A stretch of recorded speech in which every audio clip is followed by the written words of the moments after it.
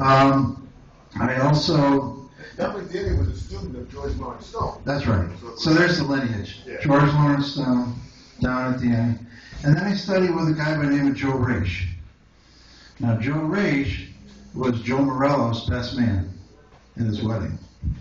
And Joe Raish, Joe Morello, and Hal Blaine studied with a gentleman in Holyoke, Massachusetts by the name of Joe Setchik.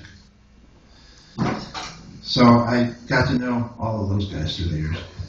And then I studied with Ed Shaughnessy at Henry Adler's. So that was my freshman and sophomore year of high school. In the 8th grade, I applied for the National Endowments for the Arts Travel Study Grant, and I won. I didn't know any better. I just applied. I saw the little article endowment.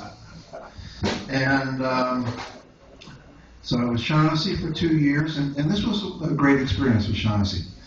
I would take a day off from school every other week. My parents would let me out of school.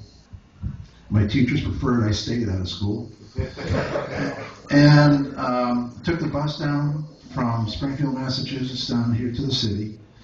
And then went over to Henry Adler's, took an hour and a half lesson with Ed. And then after my lesson, we would walk over to Rockefeller Center.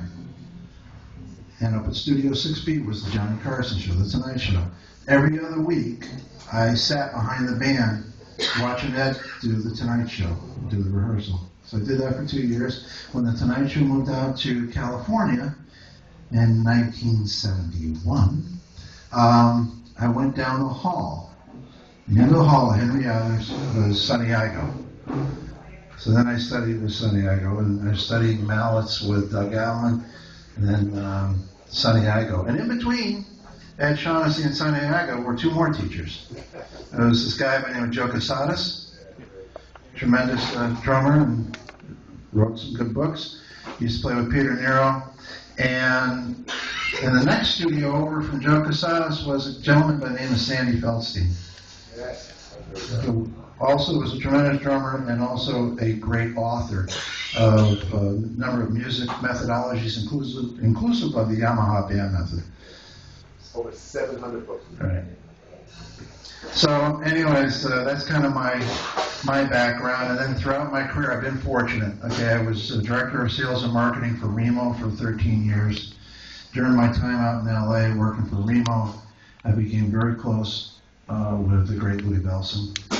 We spent many days with Louis Bellson and Shelley Mann and Billy Joe Jones and a number of great players through the years. And just one quick story, if I might. Louis used to come in to my office. I think I should say that shop, but I will be closing it. Okay, I'll hear the story. So Louis used to come into my office and say, "Come on, let's go out to the back." We had a room where we would test drums, drum heads, things like that. And he said, "Come on, let's go do some force." Shelley Mann would do the same thing. "Come on, let's go." And so we go back out to that room for about a half hour or so, and Louis would say, "Show me what you're working on." And they'd show him a little lick or something, and he'd say, "Okay, write it out." But I'd write it out. He'd say, "Okay, give it to me." And then he'd take it, he'd leave the office, I wouldn't see him for 2 weeks. Then he'd come back and say, "Okay, let me show you what I did with your thing." And it was considerably better than what I had. Anyways, thank you. And thank you for supporting having us, Promark. And most importantly, thank you for supporting all these great young people. These guys are the best. Thank you.